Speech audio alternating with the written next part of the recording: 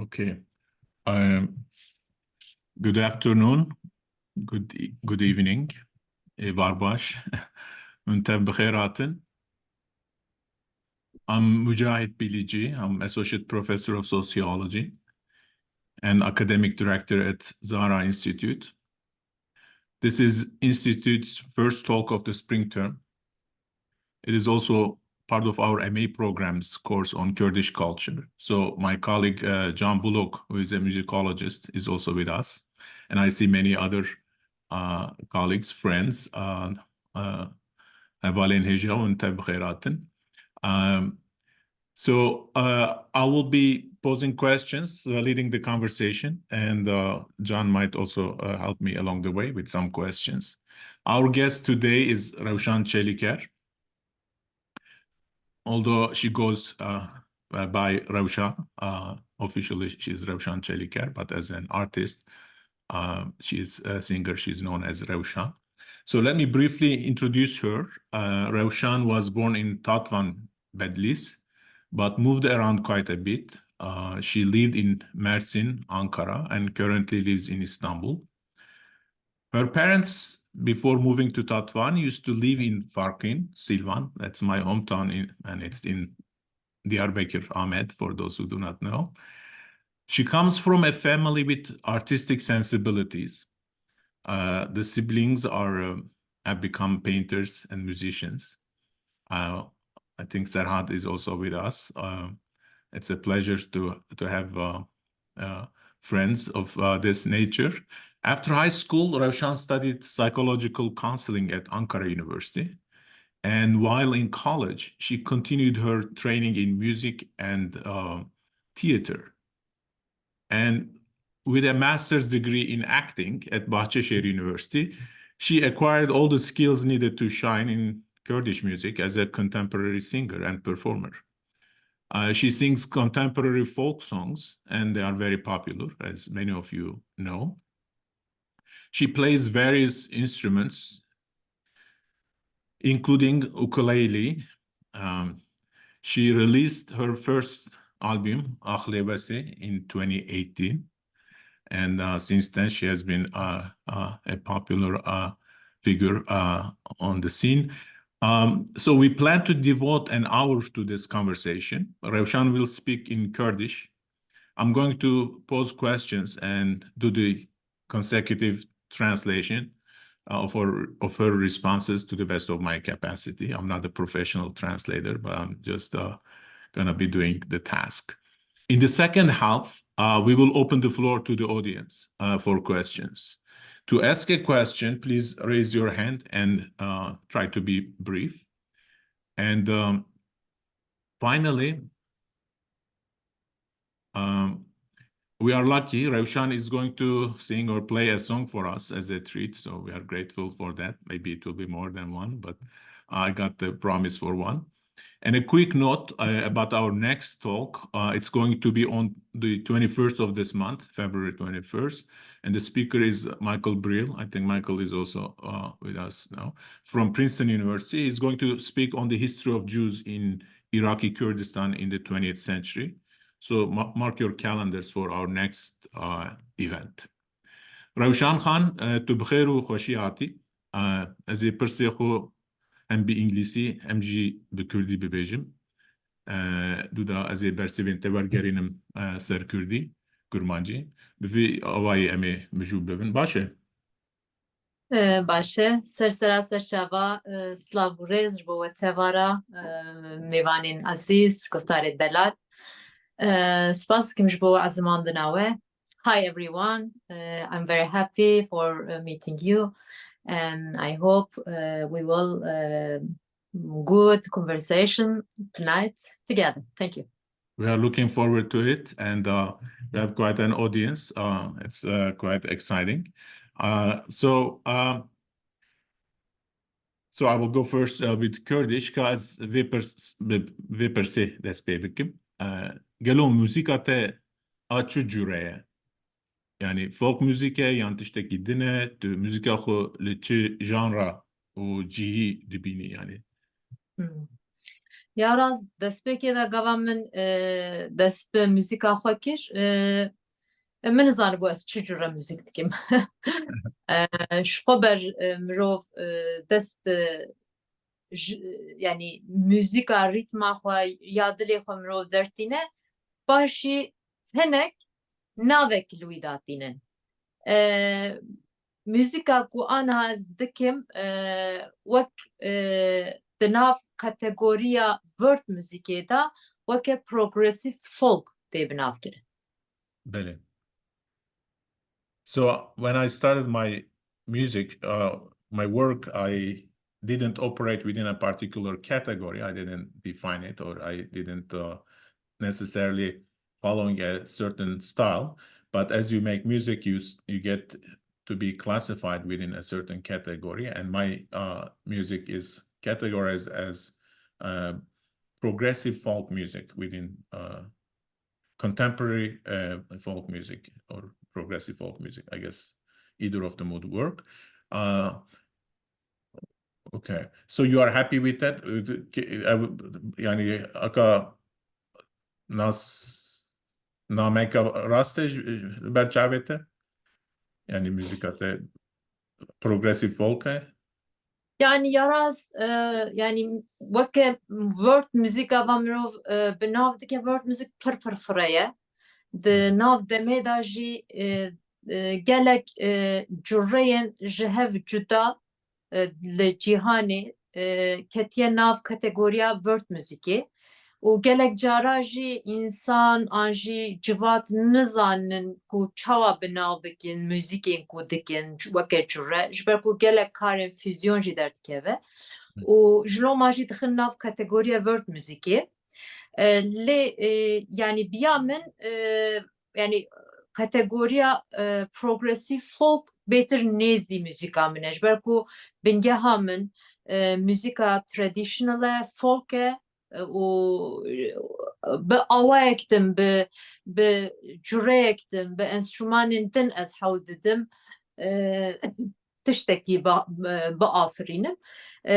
Ji loma jî yani mirov dikare folka ku pêşva dimeşe yani wek hereket dike ciyê xwe de nasekne folka aktif mirov dikare bi nav bike ji loma jî progressive folk navekî biya min bi dilê min e. Spas. I forgot to translate my initial question to English. Bubore. So I will begin by, I said I will begin by asking you how you describe your style of music. Is it folk music? Is it something else? How do you musically position yourself? That was the question. And then I had a follow-up question. I said, are you happy with such a designation, as since she's categorized within progressive folk music? And she says basically it's a broad category. A lot of there's a huge variety of music that goes into world music and progressive folk. One distinctive aspect it's more dynamic and so on. We have experts among us when it comes to music. So forgive my limited vocabulary in terms of describing certain aspects of the conversation. Nevertheless, it should be enough to convey the main message for average audience. I see Mamos Michael Chayat also with us. Want to say hi to him, and we have a lot of great friends joining. Veli, Pırsa döne. Hünermendiya, müzikvaniya Kürdi, biçi avayı cüdaya. Yani mesela çi fark di nava stranbêjiyan bi Tirkî û stranbêjiyan bi Kurdî hene? Pirsekî zehmet e. Belê bi awî müzikê tenê na, alî artîst jî, hunermendîtiyê jî. Yani ku bi social context derdora kültürü, çandu, siyaset wan newaya jî. Belê. Belê kerem. Ya rast yani pirsekî watedar û divê me li ser jî bifikire. Yani di bingehê de müzik mirov tîne cem hev.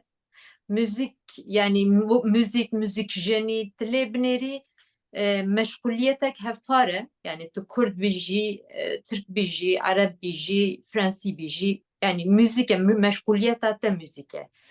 Lê weke millet her yekî ji me ji bingê hek dinê tê. Ji serboriyek, rabûdiyek dinê tê. Dixwazî wergerîne heta vê derê? Bele.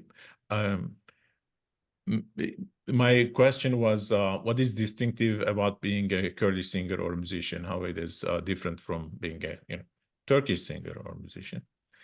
And I lost the track of conversation, so I'm gonna ask REWŞAN's help. Kerem خود کاری هنگی دیسا تکرار بکیمن tam eknek. Tamam. Ez Yani fikrim tu dibêjî bir zamana ez ne dadı benim canım. Söylenelim. Kerem. tamam. Tu dibê hêdî bajo mamoste. Musa go. Okay. Yesterday we had a brief conversation with REWŞAN. I told her, don't forget that I will be, trying to catch up with you, so don't go too fast. So I guess even with your consideration, still it's not an easy job. Kerem. Okay. Mıgo de aslê xwe da meşguliyet müjülayê hema müjülayê yani tu bi müzikê re eleqedarî. Tu bi çi milletî bejî karê te yek kar e yani enstrümane dengê yani tu bi dengê re eleqedarî. Lê. Regardless of what ethnicity or culture within which you are operating, you are dealing with music, with instruments, with tunes. So there is this autonomy of music in terms of what you are doing. In that sense, there might not be much difference. Lê her yek ji me ji rabûrdiyek ji serboriyek dinê tê. Yani dîroka me ji hev cuda ye, folklora me ji hev cuda ye, serboriyê me û travmayê me ji hev cuda ye. Excellent. And each of us hail from a different tradition, a different experience, cultural, historical, economic backgrounds and environments. And therefore, our stories, narratives are divergent. Bele, devam. Van tiştê ku min yek bi yek ji mart, her yek ji wan dibe mijara müzikê û afirandinê müzikê ji van tişta sûd werdigire. Besleniyor yani. Bele. So she mentioned a couple of things. Among them was trauma. I skipped that one. So each musician comes from a certain background, cultural, psychological, social, political, and so on. And the creation of music gets its inspiration from this background, this intersection of various forces in that particular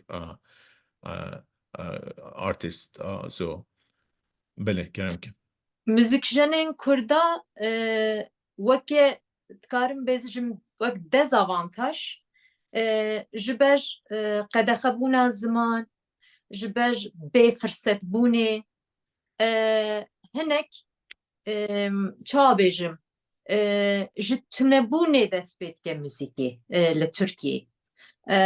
Derfetên müzikçêkirinê bi zimanê xwe bi zimanê dayîkî afirandina müzika em bêjin bi zimanê xwe bi kurmancî ne wek yê zimanê Tirkayê yani ji hev cuda ye. Wek em bêjin şertê wan ne wek hevpar nîne.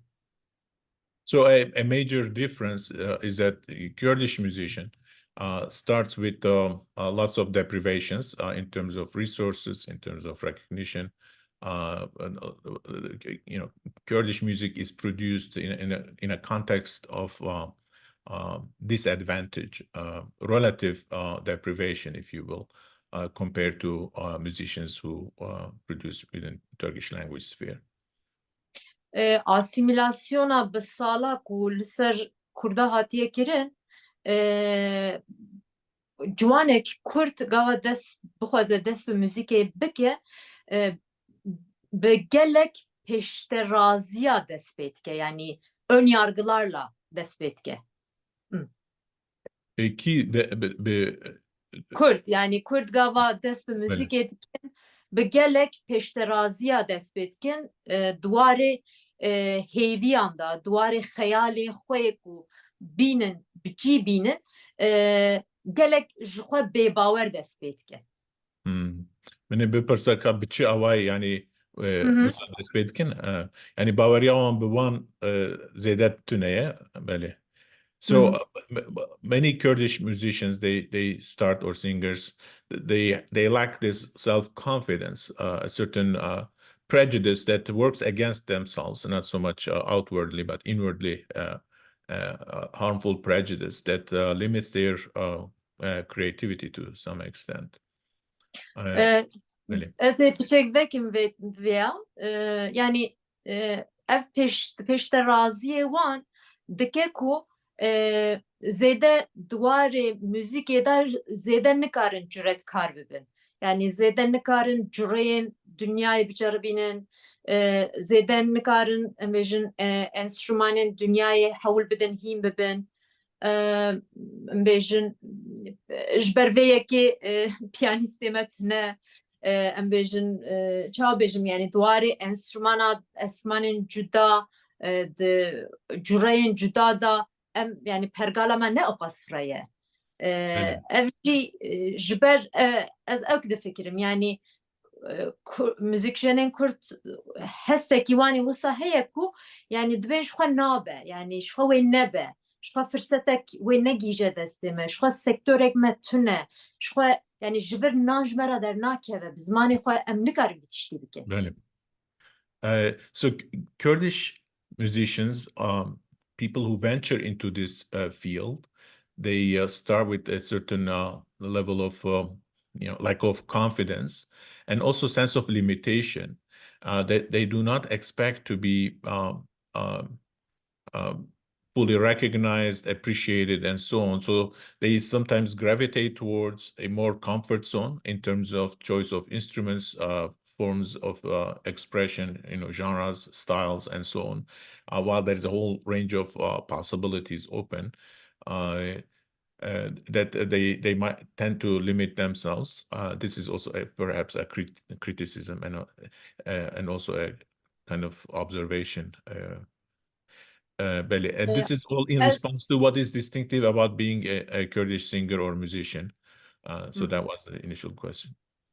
Lê aliyek da jî müzik yani dema hûn bi Kurdî müzika xwe bikin, folklora Kurdî pir zindî ye û ciwanên Kurd, însanên Kurd yani pir ji folklora xwe hez dikin. Têkiliya müzikjenên Kurda û folklor gelekî xurttir e ji yê Tirka. Yani nav Tirka em bêjin ez lê dinêrim bala min lê ye hema bêje tu kes bi folklora xwe de ra êdî alaqedar nîne. Yani müzikjenên îroyîn mesela berê xwe daye Rojava û hewl didin em bêjin müzika İngilîzî, müzika Amerîkî yani biçek taklît, biçek em bêjin hinekî cureyên nû hewl didin biafirînin filan. Di wî warî da jî ez müzikjenên Kurda bêtir xweser dibînim. Yani çawa bêjim özgün dibînim. Yani duwarê ji ber ku folklor tiştekî pir dewlemend e. Yani li dinyayê jî pir bi qîmet e.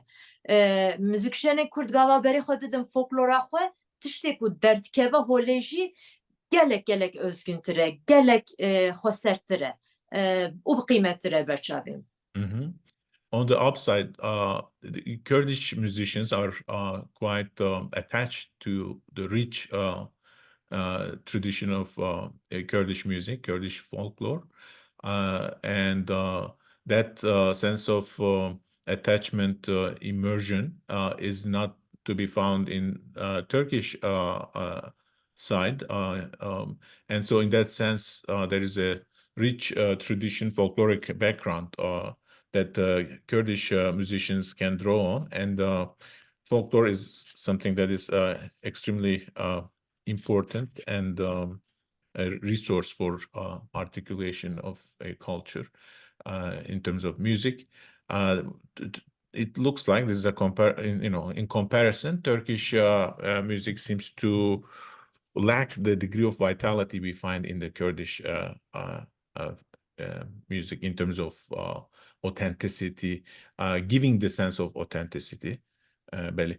Peki mümkün e ki ev otantik diye müzika Kürdi o folklora bir belak enki gün ditiren yani Türk de buna bacari folklora hudur ketine yani bitiş dediğini mecul devin em çandu ev ki külam yahu mane ev jitişteki usta mümkün e. Yani mesela mirovgava diroga müzika kurda dinere ji progres eder bazı bune yek bir yek yani gelek piwi kemin helbet yani em bejin rock and roll gaval dünyayı tıkavırant yani rock and roll neket nav kurda da yani tbeji yani Elvis Presley me tüne le her walati her bajara bineri yek juan derket go eji Elvis'im yani progresek jgur der baz bu anji tangoya wan çe bu anji bluza wan çe bu yani Kürt jivan progresa derbaz nebun yani ew derfetê wan çê nebu jiloma folklora Kurda heye yani ev jî tiştekî gelek normal e. Normal, belli. So my follow-up question was, could that be because Kurds are in a more traditional condition, less, urbanized, modernized compared to Turks, hence Turkish drift away from, from more traditional music and so on. And REWŞAN's response is yes, and it's a kind of a natural situation. Kurds lack in certain genres that are more kind of globally found in different cultures like rock and roll and so on. But when it comes to folklore and traditional music, that's where Kurds are strong, and it's only natural that much of creative work comes out of that sphere. Okay. Belli. Ez benim keke serhal cihatiye derit xwazim Slavek jera bidim bi xêratî keke aziz serçava. Savî xwe mina delal serketinê ji bernamê re dixwazim. Slav kekê Mücahîd, Slav kekê Michael Çay û Slav li bêvanê dinê re. Serçava kek Serhat. Bixêra kek Serhat me inkir ku min bravo xuşkin. Belê Serçava kefame o nizam bu ez farqînê me û sejî em eka mervê evin. rast e. Haya mişte tune bu rastî jî. Türkiye xweş bû. Serçava. Belê pirsa min û dinê berê te dî muzîka Kurdî bi piranî li ser deng bû. Yani vokal haka ku yani bi deng çi senat huner hebû û bi deng derdiket holê. Hunerê meriv wekî bi deng tenê bû yani enkî ez ew dikim ama wisa em dikarin bêjin. Van rojan hem teknîk hem jî stîlên stranbêjiyê zêde bûne. Yani tu via çawa dibînî çünkü karê te jî aka divê kategoriyê de ye ka ku tu vedkî berfirê dikî muzîka Kurdî bi enstrûman û stilên nû. Belê. So the Kurdish music used to be defined by voice and few familiar instruments such as saz. Today we see a music that goes. I'm being a little reductionist, but just to highlight a certain aspect of the thing. Today we see a music that goes beyond vocal capacities and integrates diverse instruments and technical skills. Kurdish music is undergoing modernization and acquisition of a wider spectrum of instruments and studio skills. So I asked if she can comment on this. Belê, Kerem. Belê. Yani nam müzika Kurdî de tiştekî pir acêvelê mesela yek perçek pir girîng dengbêjiyek me heye yani dengbêjî tiştek wisa ku hemû bingehawî li ser îcrakirina qirêk û deng û çîrokbêjiyê ye. Lê li vê derê mesela min ji gelek ji pirtûkên em bêjin derheqê biyografiya dengbêja xwendiye baweriyek wan hebû yani باوریا دنگبیجه او بکو دنگبیج هگر به انسترومانک کلاما خو بیجه اویا تشتکی پر عیب بو شرم بو یعنی اشارتا نقصانیا گیماسیا دنگبیج بو هگه انسترومانک تنبورک آنجی تفک زرنک تشتک بیرا بگوتا جلو ماجی دنگبیجه ما چقاش دسته وان دهات لگور قابلیتا وان و گیربونا وان yani be enstrüman icra xwe dikirin. Ev jî em bêjin tedî çanda devkî bi xêra wan belav bû ev bû. Yani tê bîra min jî di dawetê me de gava ez biçûk bûm li Tetwanê ez mezin bû. Li dawetê me de hê orkestra filan tune bû yani saz tune bû em bêjin ork mok niha ketiye evkê Kurdistanê. Yani ev tune bû bi vî awayî. Orkestra tune bû herî zêde def û zirne dihat bigotin. Îca ji loma jî ev ya çandekî ye ku heta gihîşt heta vê derê. û ez ê bidomînim dixwazî heta vê derê tu wergerî. So I did translate the question, I think, yes.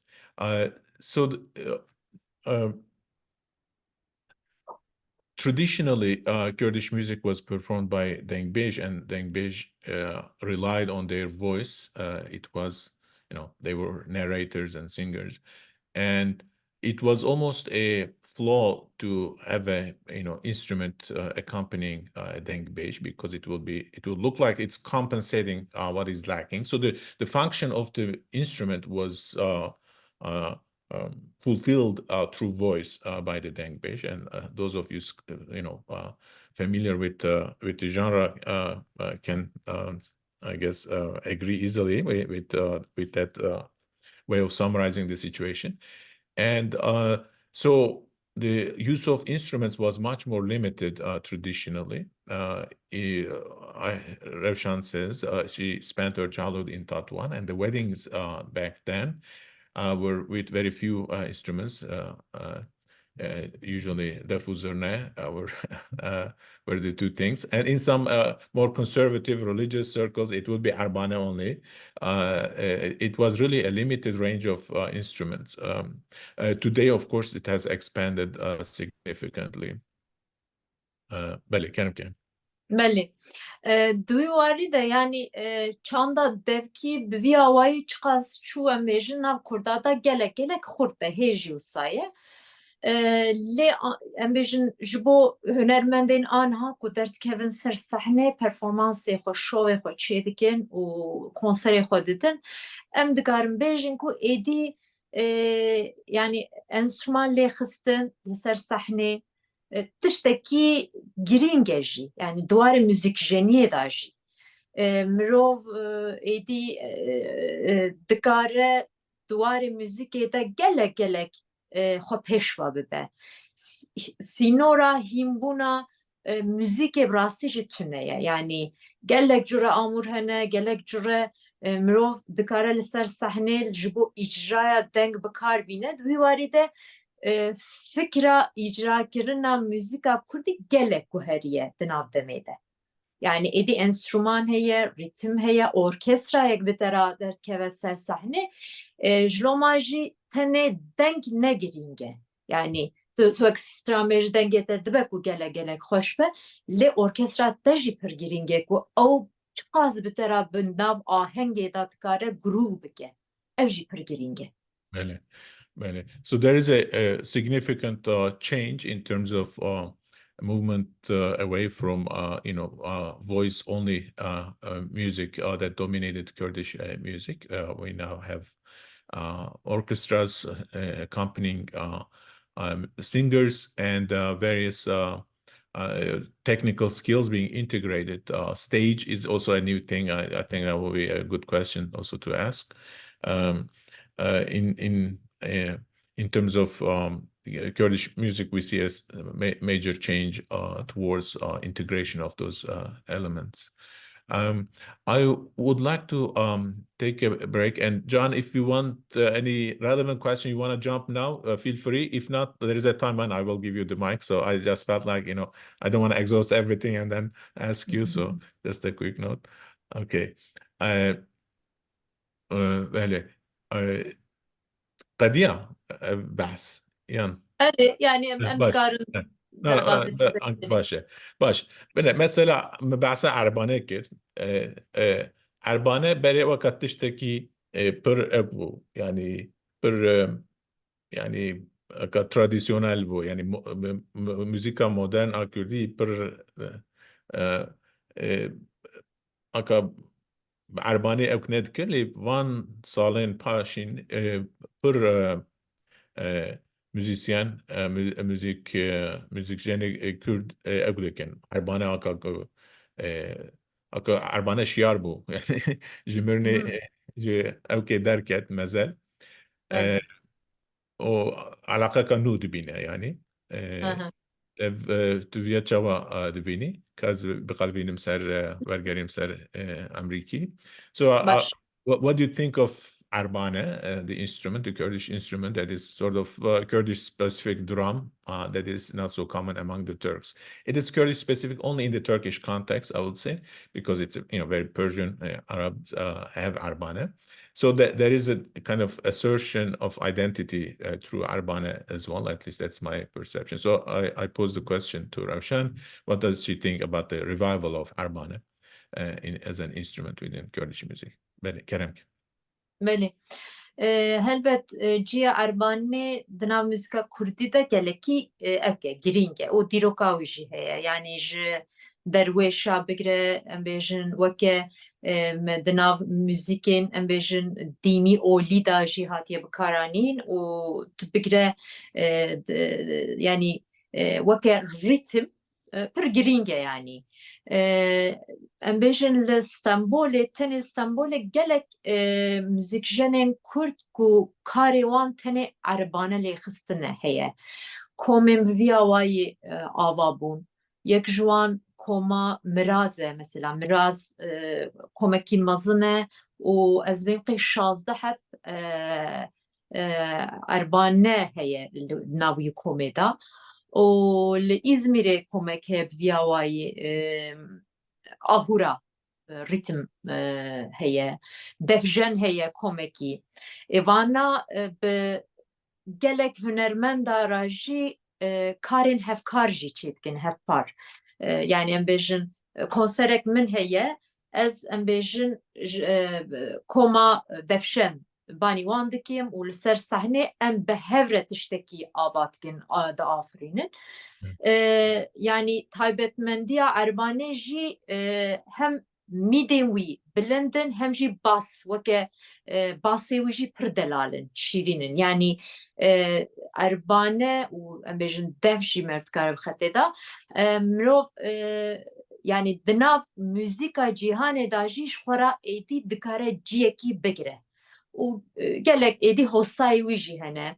ciyê qursa hene însan êdî ekdike merakek heye wî warî de û aliyê rehabilitasyonê jî gelek mesela hesta zikrê dixe dilê meriv wî warî da jî mesela alîkî wî yê şîfayê jî heye. So yeah, so there is a renewed interest, strong interest in Arbane. Arbane was an indispensable part of Kurdish music for a long time, but in lately there are more groups consisting of Arbane players. One of them is Miraz. They have a dozen of performers. It's a huge orchestra. And there are a few others, tambourine. Thank you, Michael. So sometimes they perform together with vocalists, singers, and so in creative ways it is being reintegrated. And Arbane is taking its,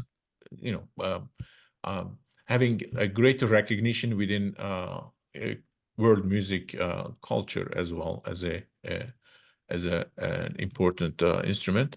And finally, Arbana has this also therapeutic aspect. It rehabilitates the soul because it has this dhikr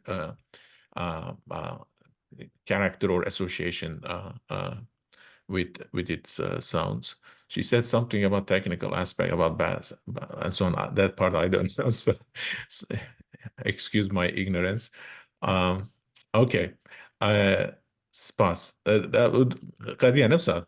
بله باش. Okay. Perse kadını. The nav godarın stranette. Eko ne kurdunci hane. Nefsa. Pırınci. Dibine gabakum erve yani müzika Kürdi gaba merv tiştek ku xalqê nivîsan diye li bin aka video klîpa cana ê ku xerîbin ciyane mesela divêne fehm nakin lê pir kêfa me jê re tê filan aka müzika Kurdî karekî balkêş dike çawa aka ê ku kurmancî nizanbin jî Kurda naz nekin jî aka Kurda aka naz dikin bi xêra müzik sinat û huner tiştekî wisa ecêb e yani qeweteka cüda be hüner dahiye be avi siyaset û tiştê dinê anka gelo tecrübate çiye yani vî müzika Kurdî imaj û sempatiya Kurda anka ku bi kês dike o Kurd wekî humanize dibin yani aka zêdetir hürmet û fehemkirina Kurdan aka diqewime li ber çavên jenerasyona nû a Türk û kesên din. Bwîne wê ew kête çi ne yani te mesela yani çawa dibînî müzik aka ku dibe enstrûmanekî vesîlekî ku meriv yani tesîr bike nav miletên din de jî. Ziman nizane lê bela xêra müzîkê aka tesîrekî heye yani ji bûna Kurdan ew nasbûna Kurdayetiyê fehemkirina Kurdayetiyê hürmeta Kurdan wî neway de çi karekî çawa dike mesela. So I said Kurdish music garners many Turkish and international listeners.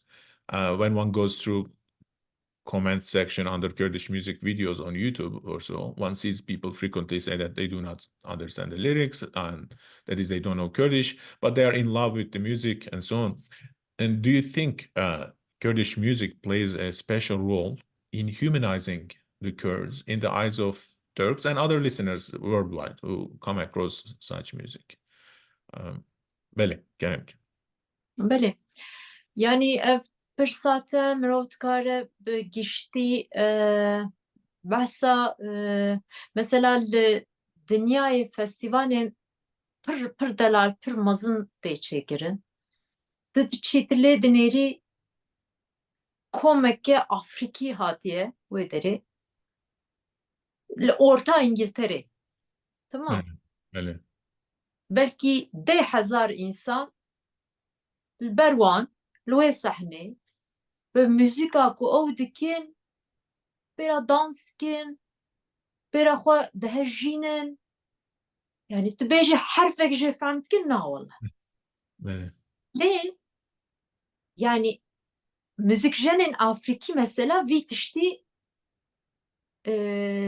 yani di vî warî de serketine yani müzîka xwe li hemû dinyayê dikarin bidin guhdarkirin yani Kurd çima nikare vî tiştî bike Kurd çima neke yani müzîka Kurdî têra xwe qedîm e têra xwe bi bingeh e têra xwe têr rîtim e yani wisa rîtimên me yê delal wisa hêja formên wisa delal hene ku mirov bi aranjeyeke xweş û xurt dema mirov dike li ji her aliyê dinyayê êdî ez bêm êdî tê guhdarkirin bi riya platformên dijitalî helbet dixwazî heta vê derê wergerine ez ê şevdor Yeah. So, when you look at African music in terms of global music, when it is performed in metropolitan location, a global place like London.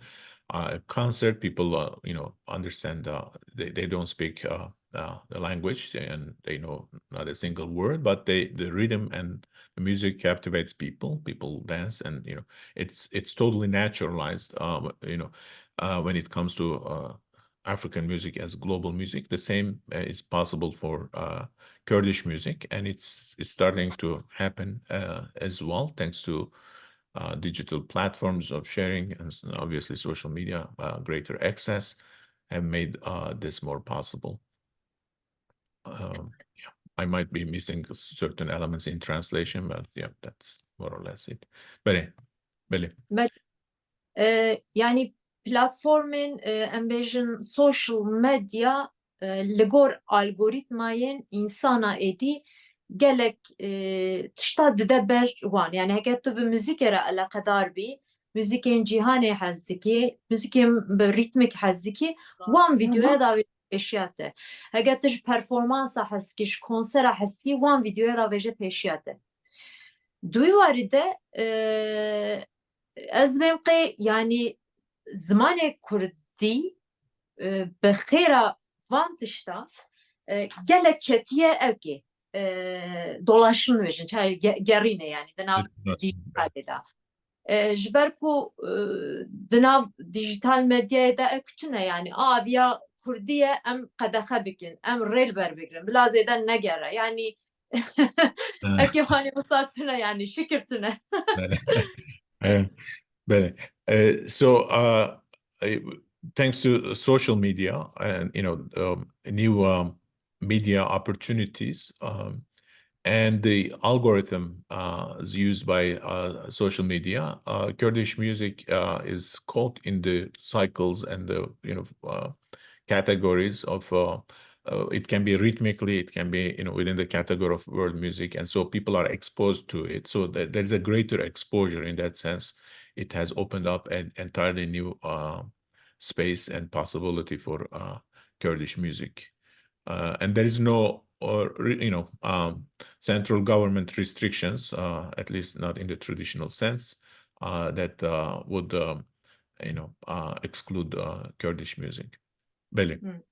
İca dema mirov li ser yani müzikê gava mirov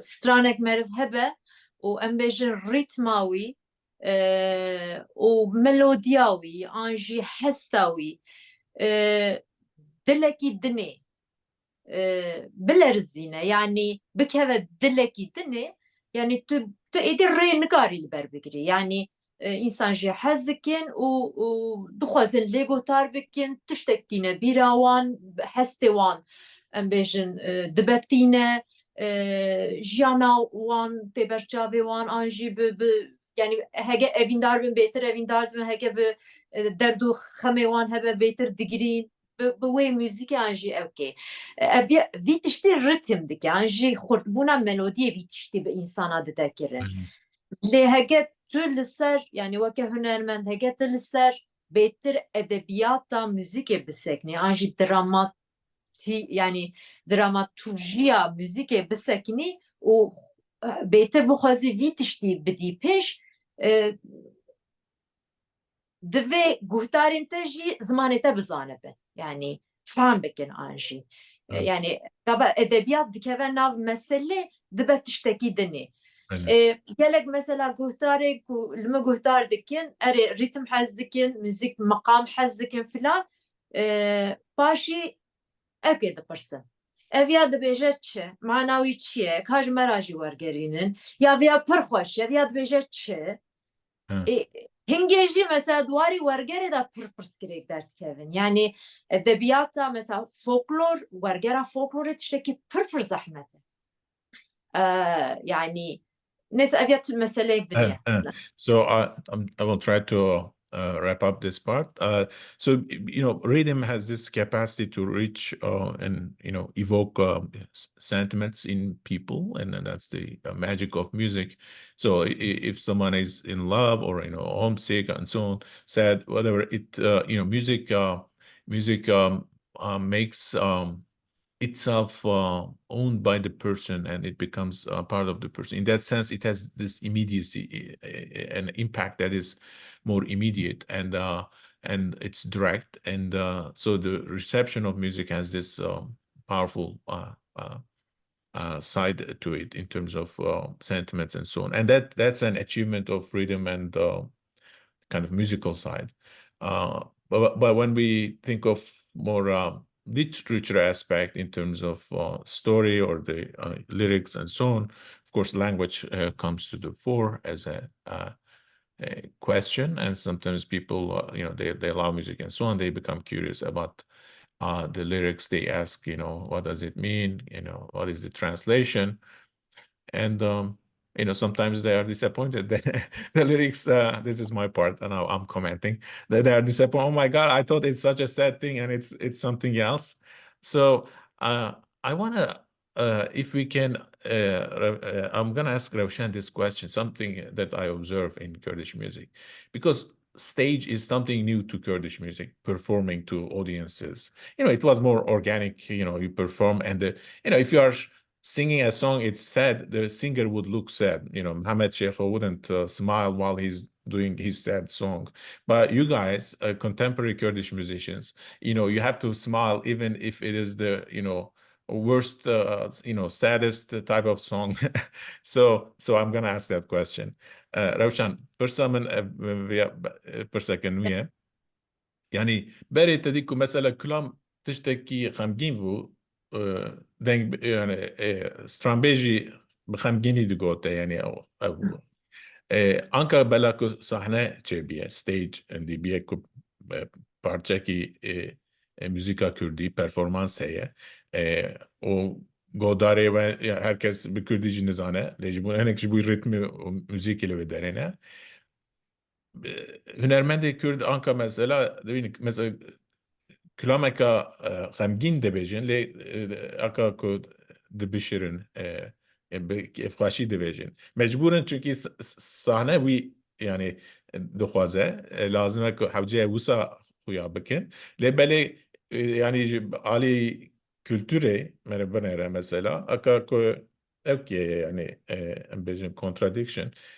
Kulam tiştekî evke mesela xemgîn e ama millet mecburen ku yani tebessüm dikin yani bir kefxaşî dibêjin. Wî meselê de fikra te çi ye? Ev ya pirsekî zor e. Pirsekî balkêş e. Yani ez gava yani nav civatê de bûyer çêdibin ya rast ez nabêjim çima wisa an jî mesela ez ek nakim ev ya tiştekî şaş e ya tiştekî çewt e çima hunermend ziya wayê dibêjin an jî çima nabêjin filan bêvan yani biya min sedema her tiştî heye yani çima wisa ye yani gava müzika Kurdî de tilê dinêrî gelek stranên dramatik, trajik bûye stranên govendê yani empera govendê digirin yani bingol şewtî yani ya bingol şewtî dibe bingol şewtî nema yani em qeliyan em mirin lê em di ber da govendê digirin yani gava tilê dinêrî biya min evana di nav serdama xwe da wextê xwe de gava ev stran hatine çêkirin trajediyên gelek mezin însan bi vî awayî mesela trajediyê xwe diavêje ser xwe an jî baş dibe xwe sax dike kilama dibêje ser bûyera zelzelek çê dibe li ser wî stranek dibêje xwe baş dike an jî çawa bêjim şîna xwe digire piştî ku şîn hat girtin şîn qediya nifşên nû ew stran wê çawa bikin yani destê wan de dimîne yani ne ji wî stranê fehm dikin ne hîs dikin yani form diguhere nav civatê da formên hesta jî diguhere strana hoy memo jî wisa ye yani li ser kurê xwe gotiye kurê xwe kuştiye û yani bi wî re em govendê dikirin îja aniha li ser ez ê werim ser pirsa te yani li ser sahnê heke hunermendek stranek êş û keder bi ken û ev bêje yani آنها ایدی دوی مرف دراماتورجین سترانا باشتر بفکره ایدی. Yani edi eri civat vitişti giriye o aniye hatta berme.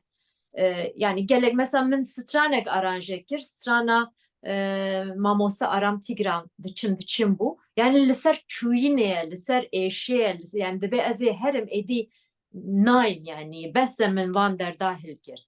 Le mamoste viklame de govendi ko yani gotiye. Legava mesela ez li ser gava ez xebetî mugo evya ez bi awek dinê aranje bikim yani dramaturjiya ya cudatir e derdek wî heye tiştekî dilê dibêje ji me re ka ez wê hîstê derxim holê min vî awayê aranje kir û yani çawa bêjim gelê me jî hez kir yani pê xemgîn bûm pê giriyan di dilê wan da jî cî girt. Cana divê meriv vê hesasiyetê jî bifikire. Êdî yani tu eger vî çaxê hunermendiyê dîtiyê dikî tu êdî tikarî vî tiştî bikî. Yani belkî berê civata te nikarbû vî tiştî bikî lê êdî tu tikarî vî tiştî bikî. Ez wisa Gerek baş. Yeah. So, in response to my observation, in terms of kind of discrepancy between the dramaturgical side of the performance and the content of the songs. REWŞAN rightly says that, even traditionally people were not always, they wouldn't follow the kind of the mood that was initially associated with a particular song. She gave an example from Aram Tigran. And so once a song is produced in a particular context, then it has a life of its own. Absolutely a great point. And as contemporary musicians, they sometimes take and they reverse the associated mood. They can change it, and she did that with Dichim. So Gelek spas te bersiveka për khurt zakhmda për bash. Yani për sa më e keni bu, aka ko rahnekirini ni bu, ka observation ki bu. Başı. Vakti menki kimdi be? As a perski bikim duda. John, would you like to ask something? Maybe go ahead. Yeah, sure. Thank you. So good to see everyone. Thanks, REWŞAN, for being with us. I have one question that has two parts. So your second album, Tov, which has a lot of poetry in it. And so I wondered if you could talk maybe a little bit about this, your understanding of the historical connection between Kurdish music and Kurdish poetry. And then the second part of the question is how you undertake setting poetry to music. Are there any particular problems that you have to address when it comes to poetic meter versus musical meter? Or if you could just talk a little bit about the process of setting poetry to music. Okay, you went too fast, John. So the first part was her second album, right? Yes, Tov. the second album, Tov, has a lot of Kurdish poetry. Yes. So tuvan cevapandaki yani albuma te duyemin te da për helbestin kurdiane deve. And what was the rest of the first question? Yeah, so the first question was if she just wanted to say anything about the relationship between Kurdish traditional music and Kurdish poetry. Yani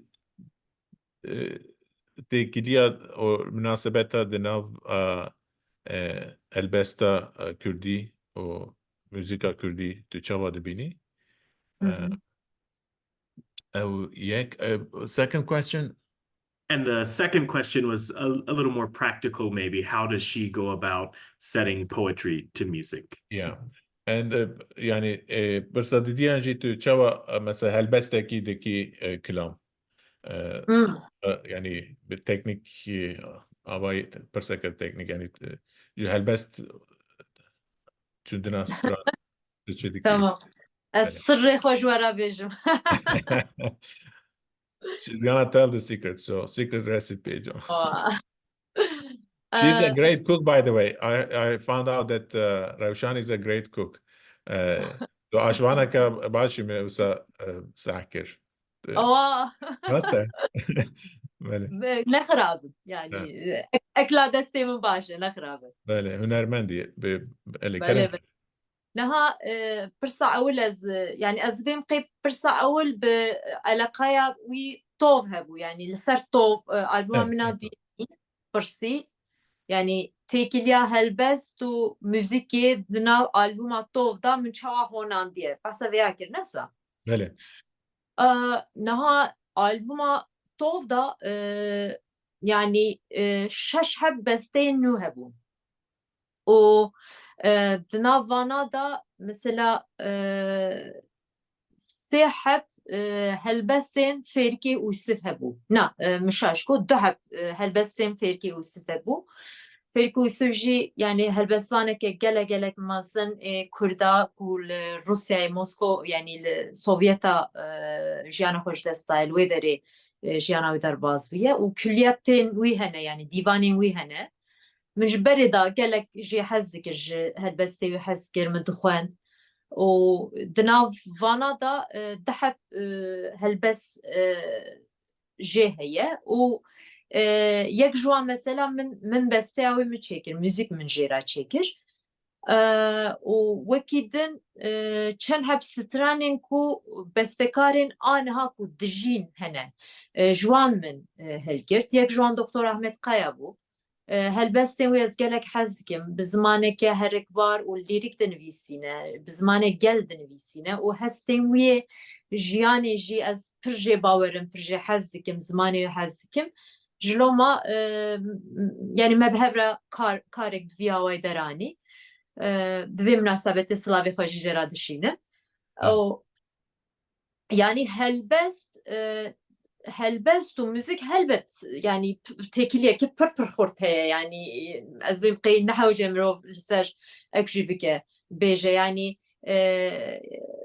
peybin strana he yani evji edebiyat tekwi he dve derdek ve beje dve hestek yani guhtara bine hestek ilwe dere bicivine tiştek bevde hiskerin yani helbest tişteki pır xorte دوی وارده هلبسوانی می کرداجی گلک هلبسوانی پر دلال پر قدیم هنکو هی نهاتنه بستکرم بلکی بندامنه بلکی یک جوان هلبستانجی مثلا یا کامران علی بدرخان کو 1932 دا نویسی بو هلبستا گله yani هلبستك پر خورته پر دلاله او جدنا آلبوما توفدا بستاوي تشكر پر دلال جيجرت يعني موزيك وهلبس از بمقي رياوان هرتم وبهفرة بمشي دناف جياني دا بريجي وصابو از بمقي حتى يجي وصاب به هجا جيري تشكري كارمج دستي محلك yapay zeka.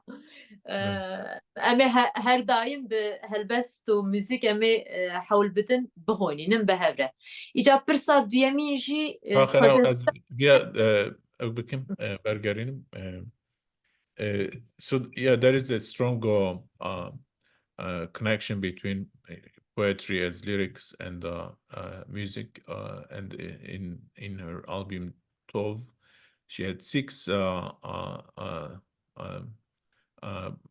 songs that were poems, 2 of them from Ferike Usev and one from Dr. Ahmed Kaya, a poet. So REWŞAN is incorporating contemporary and classical Kurdish poetry into her music. The two are closely related, and it's something that should be, I guess, maintained. It's both inevitable and desirable. And unless she says artificial intelligence takes our jobs, so we'll try to bring these 2 elements together in our music, she said. So that was my summary of her her answer to your first question. Now the second question. Kerem Kim. Pirsa duyemîn jî yanî pirsî ku tu çawa helbesta dikî müzik, çawa besteya çê dikî, pirsekî wisa bû teknîkî. Evet. Yani Çava müzik içeydik. Evet. Yani her hunermendê ez dêm qê teknîka wan ji hev cuda ye, awayek dinê çê dikin karê xwe. Lê ya min yani teknîkek tenê tune yani carna em bêjin melodiyek tê wek îlham. Ez wî qey dikim, telefon be, telefonê de ez qey dikim, enstrûmana min destê da bi hewl didim, akorê wî derînim. Carna helbestek an jî gotinek tê dikeve dilê min, ez wî dinivîsînim. Paşî carna yani salek beriya niha melodiyek em bêjin min qey dikiriye serê xwe de, ew dibe di nav forma müzikê de mesela A heye, B heye, C heye, ew dibe A piştre B tê em bêjin. Piştî heşt mehê dinê, salekî dinê, ew hevdû temam dike. Carna şevekî de nîv saeta da tu rû dinî kilamek serê xwe derdikeve. Yani hem bi îlham re alaqedar eviya, hem li gor dîsîplîna te jî yani carna ez rû dinim dixebitim yani ji bo peyvekî binivîsînim, ji bo besteyek derînim, hewl didim yani. Lê müzik çêkirin bi darê zorê çê nabe yani bi kotekî çê nabe. Beste jî yani afirandin jî biyawe çê nabe. Dîsîplîn girîng e lê carna bi rastî jî hestê meriv, serboriyê meriv, tecrübeyê meriv carna bi meriv dide nivîsandin. Xurtbûna mesela ziman jî girîng e yani tu çiqas hakimiyetê zimanê xwe dayikî, çiqas karî derdê xwe vebêjî, peyva jê ra bibînî yani tu tiştek hîs dikî, an jî tiştek hatiye serê te, tu mecbûrî wî tiştî tarîf bikî bi zimanek rast.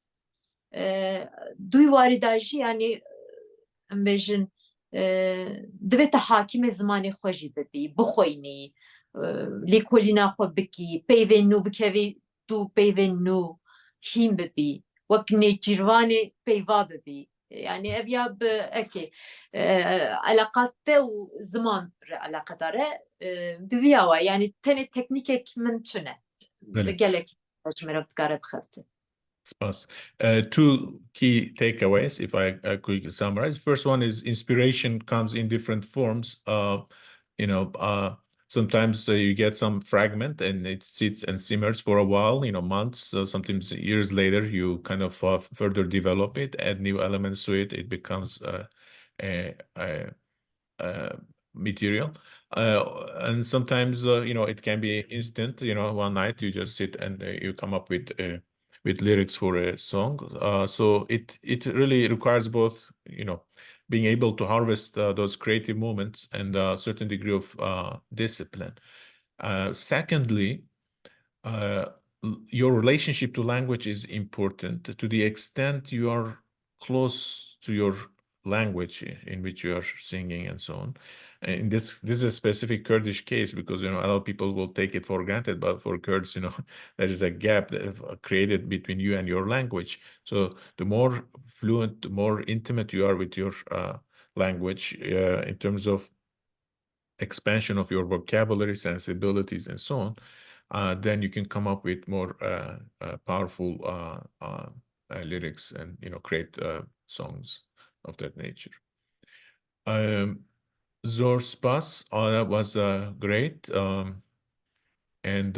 So I would like to open the floor to a couple of questions, not many. So if any of our guests, in the meantime, REWŞAN, before we do that, can you, I think I got, I asked her if she will be able to play a song for us. Would you be able to keramat karijmara kilame gibi? Of course. Dikarim bêjim lê yani ez nizanim bê dengê wê çawa were alî wî alî yani ji ber ku te dê ev teknîka زومê deng çawa dibe aliyê dinê mugo ez ne kefîlê wî tiştî me lê Evet. xwe xwest ez ê kilame ji we bêjim helbet No problem. Yani dengete şopur hoşa o enstrüman jî heye em tev çavê me riya godar ya te zindî ye ji wê bûnê kerem bike. baş e ez ji we re kilama ew kê bêjim gulê bêjim ji we re ev stran hûn zanin helbestek gelek hêja ya Kamran Alî Bedirxane bi albûma tov de biçî girtibû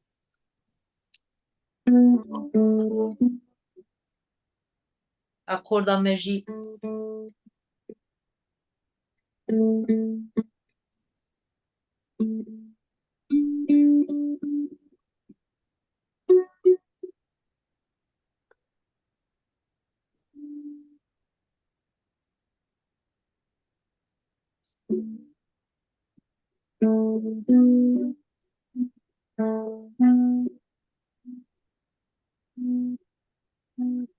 While Roshan is denk tê pırbaş.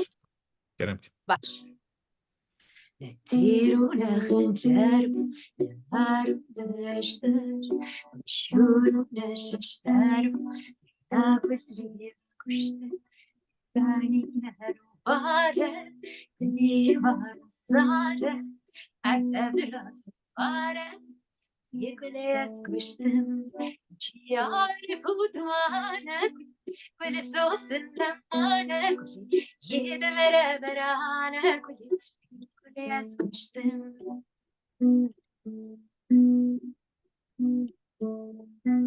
Kule bitir beca, kule hakim sultan. Vero vi ushita, skar kule kuştum. Zibidin zerbu, tırvamın zerbu, erişimde şerbu, cavi kules koştum, ciğer futmane, sosun mane, yedi vere vere, kules koştum.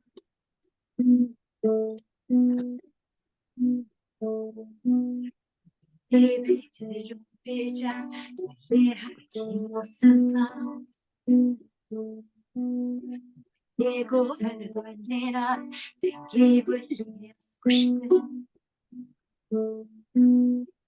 Ebedim güzel, tırvamın der, erişimde şerbu gülü, cavi kules kuştum. Ciğer futmane, kule sosun mane, yedem verane, kules kuştum.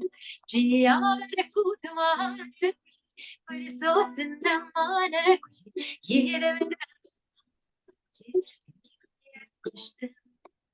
Na kules kuştum, kules kuştum, cavi kules kuştum.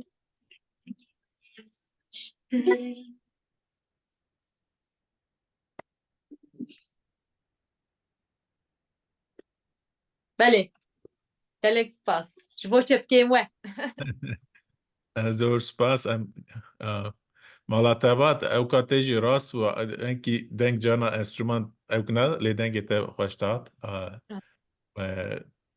pir xweş bû zanî bebekî ji nav me da nav godarê te da bû Şehrazat qîza hevala me Şahrîna Şahrîna are you there with the baby? Yeah. So Yes, I am right here. yeah. Yeah. So how many months now? She is now 8 months. 8 months. Yeah. Aşneyi. Navê Şehrazat. Şehrazat. Slav Şehrazat. Belê. Zor spas. Ka pirs ku ji godaran hebin em yek du pirsa jî wisa bigirin û inşallah me xelas Tamam. bik. Ez vê qê çend pirs hebû hinek jî hate nivîsandin li jêrê tişna tê nivîs. نویساندن از اینکه بله مایکل چاید گوتیه گلک جسترانا دچم هاته از دکه باشه آماسته Gelek. مایکل Gelek. Ez benî pirsiyarek ne lê têbîniyeke min heye. Ez ê bi İngilîzî jî bêjim. بله Divê ku em behsa bernameya dengê bakur bikin. Yani ew gelek giring e, gelek hêja ye û li ser YouTube'ê mirov dikare hemî xelekên wê bibîne.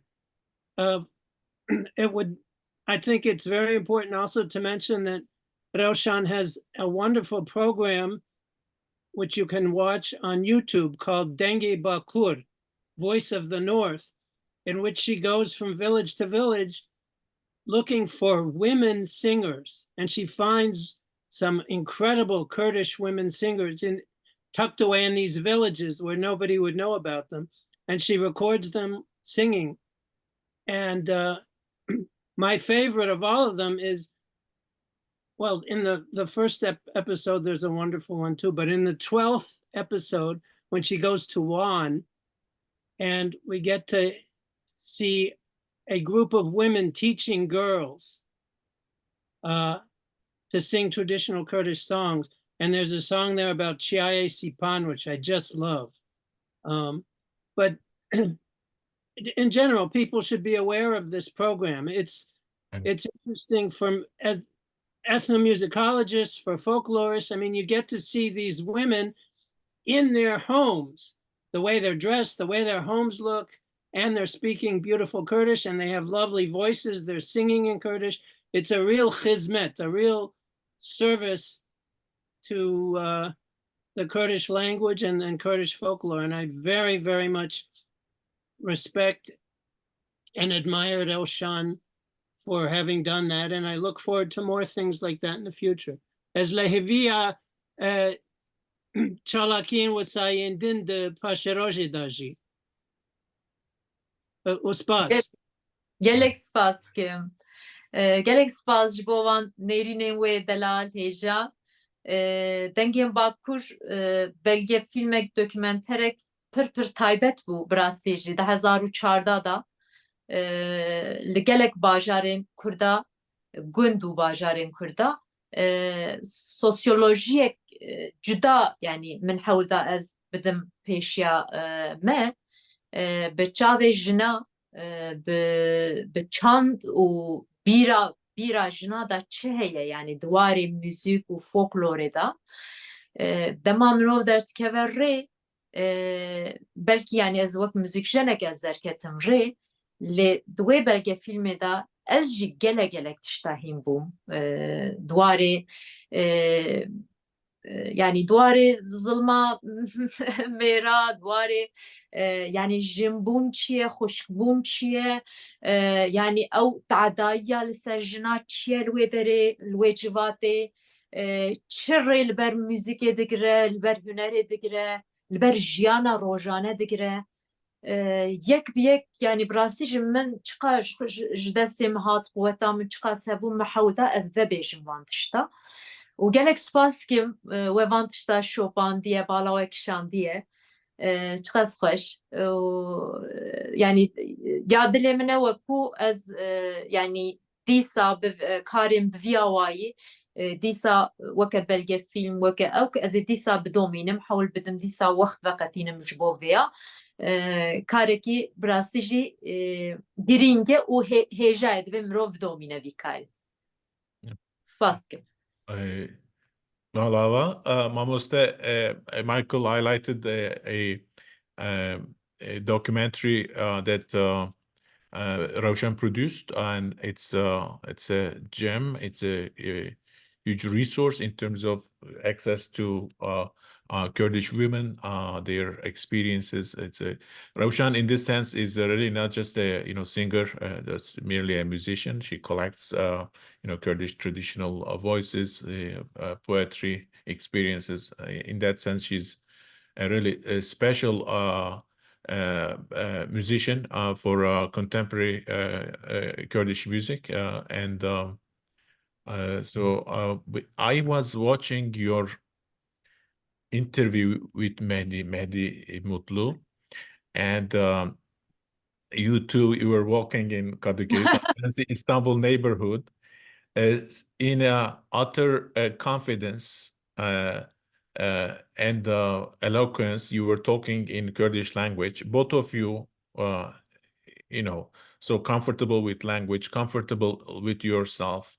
And that moment, I thought, this is a rare thing. This is something important for Kurds to have this confidence at global level, with respect to Turks, with respect to the rest of the world, having the artistic skill, having the necessary self-confidence, cultural competence, all of that embodied in you and Mehdi. We should appreciate Mehdi is really a good media person. So I thought, that's a role model for Kurdish youth, new generations. So از آن که بقلبینم سر کردی قبل من لتو ميدي قدري كي تدي ميدي ميفانه و برنامجي يعني قبل بريفا دچون ل Kadıköy بكدري أكد İstanbul'e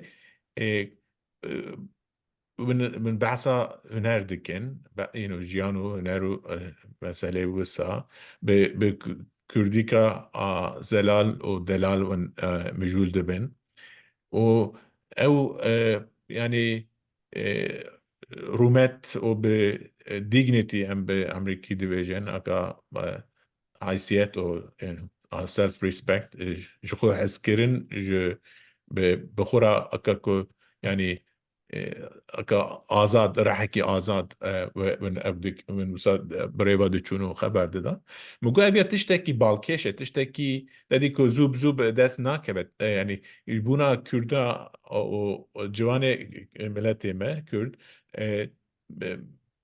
مثال اوا نمونه اوا مینا که وسا تشتکی که رول مدل يعني مودرن رول مدل وسا خیاد که از دخوازم تشد فکری دوی مسئله داجی یعنی که او کم یعنی تچی بیج مثلا که بنا اکا انسان ما جانا دخوازن اوجی ببین مدرن اوجی بگیجن تشکی بدست بکن هنره کار کردنه بوینه واجی یعنی او confidence امن دبین اکا که شخو امین تر يعني شخو هسكرن او باور بخو باور و به چاندو و ناسنامه خو اوکوه يعني که باوریت و راحتیت هبه يعني تاکه که اكش لسرت بار نينه مثلا تمام وانا وايدا موديل لازم تشتي وساجي برتنانه جو بوني من ديت تشتكي اكا مومنتك اكا اكو بالا من كشانت بله خواست كوز بعصبي بكم كنت بغزي تشكي بيجي كلام كه ولا شبجم يعني نزعلم يعني مروف تدي جيانا خويا نورمال دجي مروف كاري خود که تشتكي كاري خود موسيقى خود شيء حاول ده بزماني خو بجي يعني تكلي خو روجانه تشدكي بزماني خو حاول دي بكي از بيبقي تشتي خوش اوكو يعني افيان نتشتكي تشي قريبه يعني نبروجه بها يعني شو خبر توصابي يعني شو خجيانة ارتشبه ونحاول جيكم مروف لسه ببيبج يعني بلكي افياج انسان را شیرین ته خوش ته ناتورال ته هنگی يعني از نزن از دبم رول موديل ان نابم رول موديل انجي تشتكي كو هيجاي بالي بكشنه هي الورتونه از نزانم يعني انجا كنت كارن وان تشتا بيجن ازج بيجم اري انجي نا لي يا جرينج اوكو مرو بكاربه بزماني خو بكاربه كاري خو بدومي yani zmani dayki yani be Kurdi jber ku Kurdi ta'dayı diye Kurdi eşkşan diye Kurdi hatiye neditin hatiye çabejim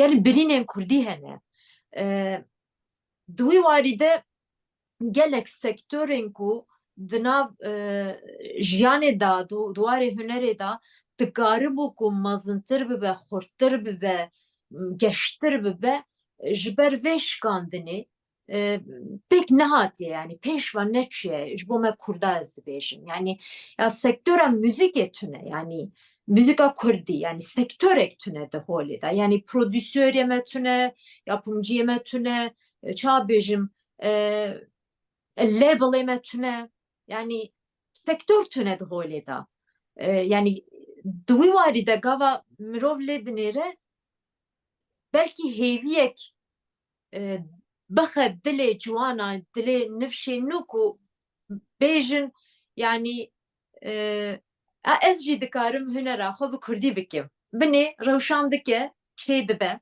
însan jî hez dikin videoyê tê guhdar kirin em bêjin stranê tê guhdar kirin tê nasîn însan jî hez dikin ha nexwe belkî ez jî bi zimanê xwe bi hunera xwe bi hebûna xwe hebûna min Kurd e kurdewariyê ez jî bi hunera xwe bi tiştekî bikim karekî bikim belkî ez jî bêm hez kirin an jî ez jî serkevim di wî warî de belkî di wî warî de bibe rol modelek lê nizanim yani em ê nav demê de bibînin ka wê çav Gelek spas wextê me pir nema ez dixwazim ku pirsên din hevin ez berfet bidim godara ku kesên ku bipirsin bira kerem kin em enkî pirsane gelo em birêne bi nivîskî tişne hatibûn nivîsandin gelo kesek nivîsiye ez silavê xêr Mervan. silav nizanim Belê Mervan dibêje hûn di navbera dîtiniya xwe ya hunerî û adaptasyona bi guhestina tercihên temaşevanan da çawa balans dikî? How do you balance between your artistic vision and adapting to changing audience preferences? Yani yani aka ku hunermend vizyona te heye û ihtiyacû telebê ji godaran heye. Tu çawa vana denge balansına van da çê dikî? Bipirsekî. Viya min pirsekî pir xweş e spas dikim kî wî pirsî kir Mervan Şêxo, Mervan masters şagirtê master programı gelek Zahra Institute. Belê. Ev jî helbest kerem ki. pirsekî xweş e çima pirsekî xweş e yani tu di hunera xwe de tu hewl didî li gor zanebûna xwe li gor qabiliyeta xwe tişna çêkî biafirînî filan lê aliyek da jî guhdarên te li benda hinek tiştan e carna tiştên popüler ji te dixwazin stranên ku ew zanin ji ber kirine an jî bi salaya tê gotin dixwazin wan strana ji dengê te bibîsin an jî mesela ji bo ana akım me dikare bêje hinek formên popê hene yani ti stranek di forma popê de gava tu çêdikî pir zû tê hez kirin pir zû tê belav dibe derhal însan gotinê wî ji ber dikin gotinê pir hêsan mesela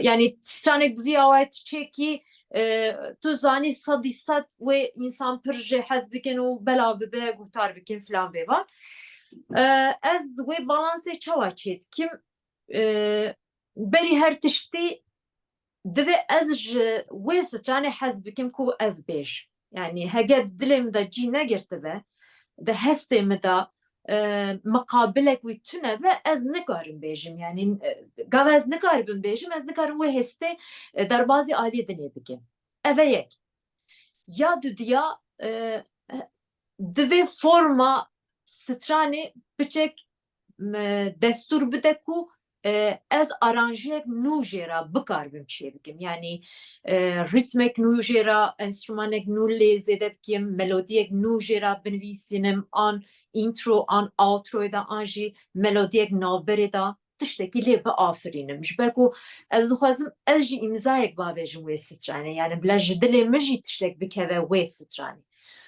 اوه دو یا سیجی Tamam, از hediye harım azın kalbim ser من bergelimi. تو پیر کریزانی Ve canım peşi first it's of course there's a tension between the popular demand and your artistic vision.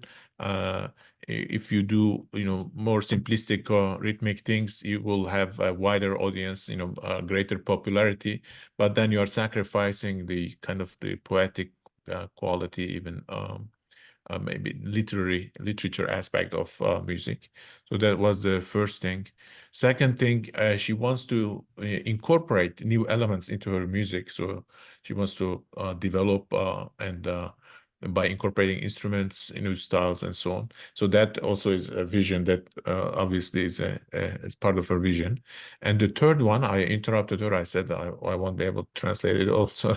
Now we are hearing the third one. Kerem Ken. ya Türkçe evet az stranen popüler ku herkes zane o herkes goti o aliye gelek hünermendin din jihatiye şiro vekirin az juan stranen dur sekin yani wan stranen ne de albümü xoda ne ser sahne de konseri xoda az nabêjim beravaji ve strane ku mesela laqoncika da maye قیمتا وی نهات یزانین کس itibarek nedayê kes şensek nedayê anjî nehatiye tomar kirin yani ez mesela diçim cem dengbêjek stranek jê gotar dikim ez lê dinêrim ku ew stran cara ewil mesela min qeyd kiriye yani ji aliyê min ve hatiye tomar kirin ez hewl didim wê stranê weke روژه ببرقینم یعنی بلا بدنگی من ببیستم از وی شروع بکم و مزم بکم و ناف گلده بلا بکم بخیر من انسان و سترانه هاج و سترانه هبن اکو من اوه یعنی از بذی آوه حتی نهاجی از بذی آوه هاتم من موزیکا خو اجرا کر حتی نهاجی از شاش نبو دوی استراتژی دا خودش شاش نکه. Amin, amin.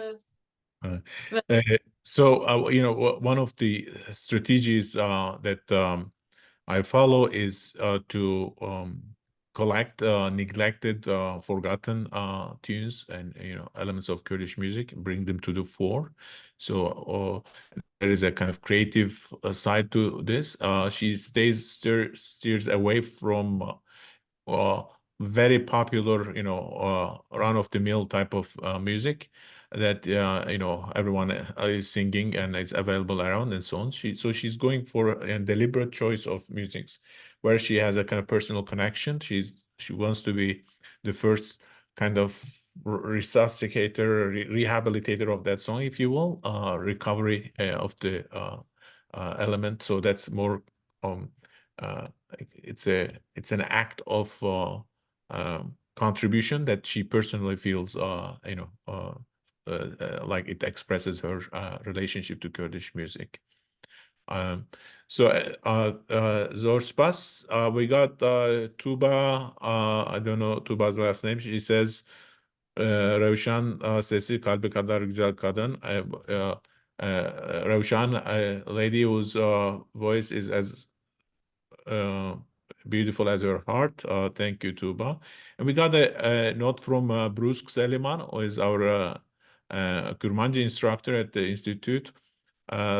Spas dikarim jareki dijbo ve haftina xoş gelo planeke te heye kutu konserteki li beşin din yen Kürdistanê çêbikî yani Rojava Başûr Rojhilat planê te hene dimanda. Bele kerem ken. The question is Veli. about her plans, if she plans to give concert in other parts of Kurdistan, in Rojava or Bashur or Rojalat. بله Go ahead. دل دخوازه لهر عالی ولات سترانی خو بیجم yani دل من her tüm dixwaze vî tiştî konserdayên tiştekî birêk û pêk organizasyon jê re lazim e organizasyonek mesela mekanek lazim e salonek lazim e ez û orkestra û ekîp em nêzî 13 kes birê dikevin yani ji ciyekî tên ciyekî bi enstrûmanê xwe û bi teknîk û bi şewq û nizam çi prodüksyonek jê re lazim e yani ji loma jî aniha mesela li Başûr li Silêmaniyê sala bê wê festîvalek bê çêkirin par jî hate çêkirin arast sala bê îhtimalek mezin ez ê ji wê derê derkevim ser dikê li wê derê ez ê jî konserek bidim nav festîvalê da lê ew lazim e yani organizatör lazim in ku banî te bikin te dawet bikin û li wê derê ji bo te tu muzîka xwe rehet em bêjin bikaribî îcra bikî divê sehayek binin te û tu li wê derê bikaribî çêkî mixabin yani ji xwe di perçeyên Kurda şer heye û çûn heye yani ne mümkün e ku mirov hereket bike ji ciyekî here ciyekî û ji loma jî hêviya me ew e ku di rojên azadtir aramtir em ê bên bahev bên bigîjin hev ji her aliyê welat müzika min tê guhtarkirin yani gelek peyama dişînin guhtar gelek hezkirina xwe ji me re nîşan didin ez gelek spasiya wan dikim slavê xwe yê germ ji wan tevara dişînim biriya we û hêvî darim roj berî rojê em ê bigîjin hev bên bahev spas dikim. Inshallah. So I would love to give concerts in different parts of Kurdish lands, but it's a little more challenging because it's an organizational question. It involves travel for dozen of people, creating the space, setting the stage, and all those things are challenges. So, but she would love to do that, and she's grateful for the interest and appreciation from folks over there. I want to wrap up, and Don't forget where she's going to be next year. She said she's going to be participate in a conference in Suleymaniye next year. Thank you. So in Suleymaniye, there is a festival that has been happening, annual festival. So next year she will be in Suleymaniye. She will be present in that festival. Thank you for that, Mamuste. Okay, so I see two hands. So I want to give them a very quick opportunity. I hope they will be brief, but both of them don't have names. So Zalfa. Okay, Zalfa, go That's ahead. my name. Oh, sorry about that. Thank you so much. Galax Pass. You are awesome. You are an icon in Kurdish music. My question is, how do you write your lyrics yourself? If not, how do you accept lyrics? Do you have standard that you stick to in order to accept lyrics? Because I noticed from listening to Kurdish music that the lyrics are so meaningful. They are so meaningful that they really stay with you. They touch the listener very much. As if reading a book of literature or a book of poem, even though it's very minimal, but it really sticks in the memory and in the psyche of the listener. So can you please tell us about this? Thank you, Zalfa. Yeah. Sure. Përsa deve për ke faj muzikat të rate, o deve yani lirik anji gotën ji për manane o evken ka developmenten. يعني ابو چاوا لیریک او برهف دیگه تنکی بحث کر یعنی دوی هلبستن یا نه تو چاوا اگدکی bu kurtası kerem ki.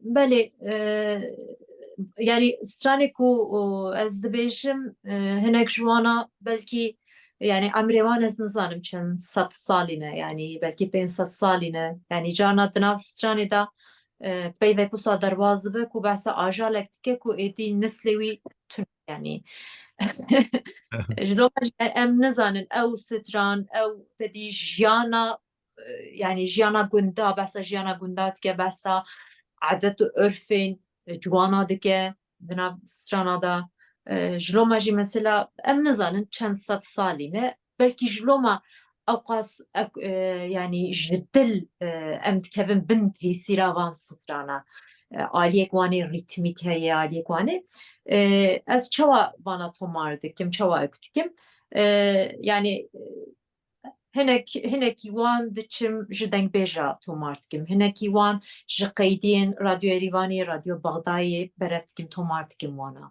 هنک جوان جدیا من تدیگی جمن از جدیا خود یا چابکانی پرمزنه دیا دایکامن جهین دبم و بفي واي هناك جوان مثلا از بخوا يعني هالبسواني نوجن هنا وانا شوبينم جوان هالبسات بكرم هناك جوانا شي از بخوا دنويسين يعني ستاني من بخوا از بخوا دنويسينم دمكي نيز داجي از ألبومك خسر يكو سبيسات مثلا بستين منن از ألبومك بسته از دارينم و بفي واي يعني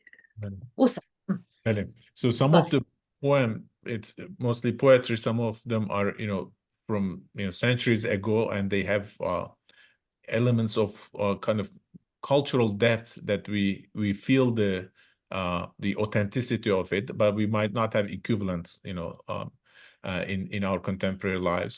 So some of the poems are of that nature. She gathers her lyrics from Dengbej, sometimes from radios in Yerevan and Baghdad when Kurdish was repressed in many places. These were the places where Kurdish music and poetry could be expressed. So these are kind of important archives to turn to. Her mother is a big inspiration, and so she's relying on such resources, but always it seems to me that authenticity of the thing is very important to her, and she's gonna come up with a new album in which there will be songs all her with exclusively her music. نفسها تبستي بي اتنا لغوتن هلبستن اتنينين. نا غوتن جيمنا. أو غوتن جيتنا بله. A new album that would have all exclusively her own lyrics and her own music. So that's a big thing. We are looking forward to that. Galax Pass. Thank you. Okay. Alex, all the best. Thank you. The other iPhone person, Kerem Ketuki, or مرحبا شوف بشورة أزم محمد الشرناخي أجد خوازم بيتشتي شماش أستخوازم بيتشتي برسم دما هنرمند أستران بيش واخباتي خو استران خوون آماده كن أمون جمعنا دبيجن قالوت آيانكو زمان كردي قلص دبي أزناش خوال الشرناخي مال الشرناخي بخوجي قلص دبي بلا فكرنا الزمان وديسا وكاكو از بيجم بسترانه كي يجب هناك بهنرا زمان وكاكو جنو و جيان ببيني سترانه والسرفي نقطه دا خبات هند ناوا هنرمند استران بيجا دا طيبتي السرفي تشتي كو از بيجم سترانه كان بكن رول موديل كو جوان ويجي نو مازن دبن زانبن زمانه و چكا جواره شيرينه چكا گرينگه وشكب تشتكي رومات وجي نفهيت من وزمان خوجي كاربن سر بلند بن في نقطة هذا أزبيجم يعني أزبيجم سترامبيش محقق في نقطة هذا جرينجايا وهاي چكاس جرينجايا والسر آماده کرنا سترانه وگوتنا سترانه هاي سپاس جوارم. Okay, I got a little distracted, but I will do my best. Michael is not there to help me either. So the question is about the role that the Kurdish music plays in the rehabilitation of Kurdish language, because as people listen to music, they refresh their vocabulary, they deepen their Kurdish, they get back into the spirit of speaking Kurdish. That's so true. I'm an example of that. My Kurdish relies on poetry and so on, and figures like Jigarkhan and so on. When you listen songs of that nature, we kind of refresh our memory that's being clogged by other things. So the question is, how important is this for the artists or the musicians when they craft their music songs? Do they think of the language aspect in terms of language education? I could say popular. بله کرم که روشن. بله yani وەکە پرس نەباوەرە من tam فام کر پرسێ بێتر وەکە شیرۆڤەیەک من هەلدا وی تشتی yani هنەرمەندێک سترانبێژێکان jî tena yani bi serê xwe çi qas têsîr li civatê dike ku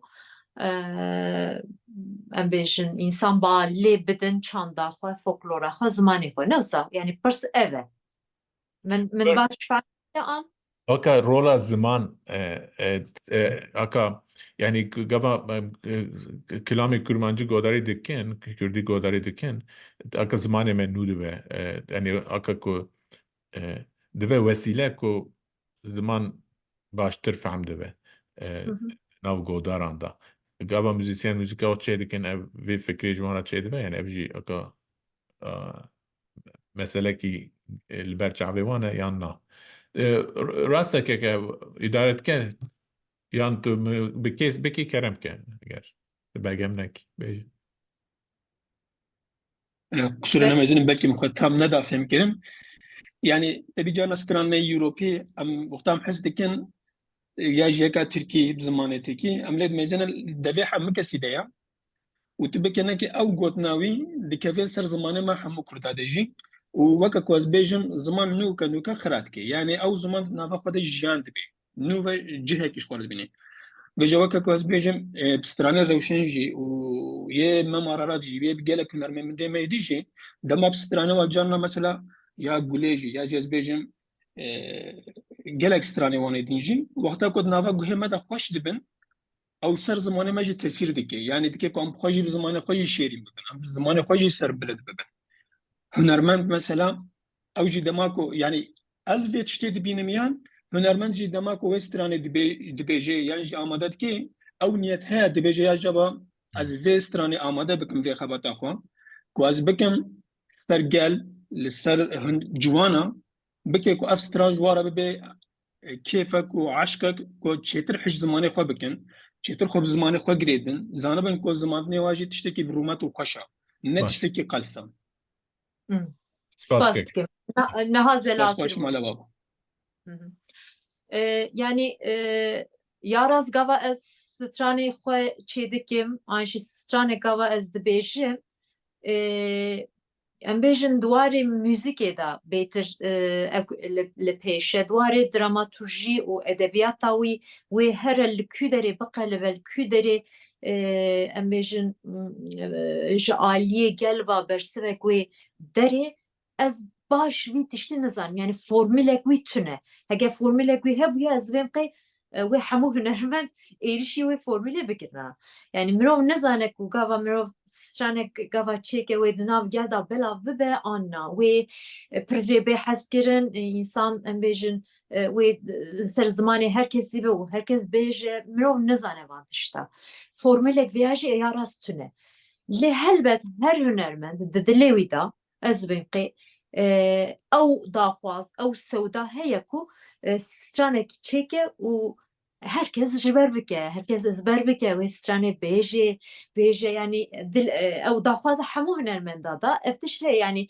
kes nabêje wala ez ê stranek çêkim û bila quncikê da bimîne û bila kes guhtar neke tu kes ji ber neke gava ez herim konsera da bêjim bila tu kes di sahnê da bimira nebêje yani kes vî tiştî nabêje herkes dixwaze strana ku çêdike navgerda belav bibe di wî warî de belkî mesela ez gava peyva dinivîsinim ji bo stranên xwe ez hewl didim peyvên jiyanê rojane ku di nav ciwanan da tê bikaranîn an jî jiyana anha da çi heye ciwan çi xeber didin ji hev re çi dibêjin yani kodek tiştek em bêjin an jî biwêjek hebe an jî biwêjek mesela her tim diya me ji me re gotiye hemû dê ji zarokê xwe re gotine lê ew biwêj an jî ew gotin tu carî neketiye nav stranek ez hewl didim mesela wê stranê biqefêlin bixim nav yani wê gotinê biqefêlin bixim nav stranê hingî ez vêm qê wê rehettir hêsantir bibe yani qenalek rêyek wê di navbera muzîkşen û guhtara da wê vebe lê mirov nizane yani formîlek wî tune lê daxwazek mirov bi vîya wayî heye helbet mirov dixwaze stranê me re bera bibe bêj berkirin. Zor spas. So there isn't a formula for that, but ultimately every musician, artist harbors this hope that whatever they present to the audiences, the lyrics in terms of language, phrases, that they will have kind of continuing impact, resonance in people's imagination, in their language, vocabulary, and so on. And also, I strive to incorporate words, phrases that are more contemporary, reflecting contemporary life as well, as much as I can. But there isn't a set formula for making people for how to do it. But we are doing it in an implicit manner. It's part of our thinking. I guess I'm kind of summarizing. I see one last hand. I would like to take that one as well, and we can conclude. I want to Keremke, now at the chair. Please introduce yourself. Tav baş az xalqê Elbîstanê mara şema kurmancî me lehçe me çêkî farklı ya. Ez ya kendimi zorlayacağım yani bizim Kürtçeyle bir şeyler söyleme de aslında en iyisi zamanınızı almamak için ben Türkçe soru sorayım. Keremke. Şimdi mesela 10 tane Kürtçe lehçe varsa her lehçenin kendine mahsus bir müzik yapısı var yani. Şimdi Kürtlerin de kendi müziklerinde bir birliği yok sanki. Yani mesela ben Horasan Kürtlerinin bizim oranın lehçesiyle bir müzisyenin çıkıp da Horasan müziğinin söylenmesini çok arzu ederim yani. Mesela Irak Kürdistan'ın müziğinin Soranice ise mesela Soranice'den Kurmancı'ya çevrilmesi bence kolay olmalıdır. Ama bakıyorum mesela sanki bizim Türkiye'deki kurmançların müzikte bir duraklama var. Yani Revşan Hanım'ı ben tenzih ederim. Ama benim hissim o yani. Sanki biz Kürtler sosyolojik olarak nasıl ki paramparça olmuşsak, kopmuşsak birbirimizden, müzikte de birbirimizden kopmuşuz gibi yani. Buna bilmiyorum ne dersiniz? Zor spas. The question is that Kurdish music seems to be divided along the lines of dialects, various dialects. So there are different musical styles. There should be a kind of unity in music as well across Kurdish regions, or shouldn't we strive towards unity in that? And I wish people could sing Horasan songs with our, accent and so on. So, accent and dialect divide in music. How can it be overcome, or should it be overcome? That's the question. Rewşan Keremke evya persa davi bu. İnşallah ya. Tamam. Gelek spas kim ji bo pirsa we.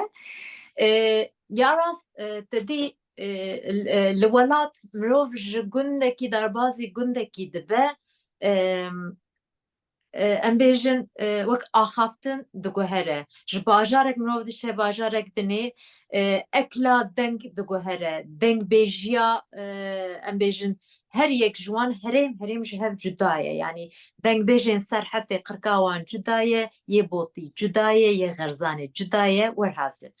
Te herî gunda jî yani ji bajarek derbasî bajarek dibe bi vî awayî ji hev cuda ye.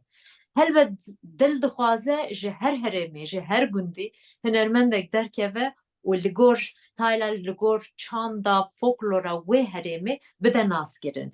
Yani mirov dixwaze ji her herêmê mînakên me hebin, hunermendên me hebin, em bizanibin, em bêjin müzika colemêrgê tiştekî çawa ye, yê Botî çawa ye, yani wek mînakê me gelek bin. Mirov vêya dixwaze. Lê te dî ew belkî pêşerojê da hêdî wê çêbe. Yani mesela herêm êdî tiştên spesifîk jî derdikevin. Müzika colemêrgê lawje heye, mesela lawje derket ji wir em bêjin komek bi navê lawje müzika colemêrgê dike. Yani her herêm xwezî hunermendê xwe derxe, xwezî ew bike. Belkî sibêro ev derfetê me jî wê çêbin, hunermendê me gelektir pirtir bibin.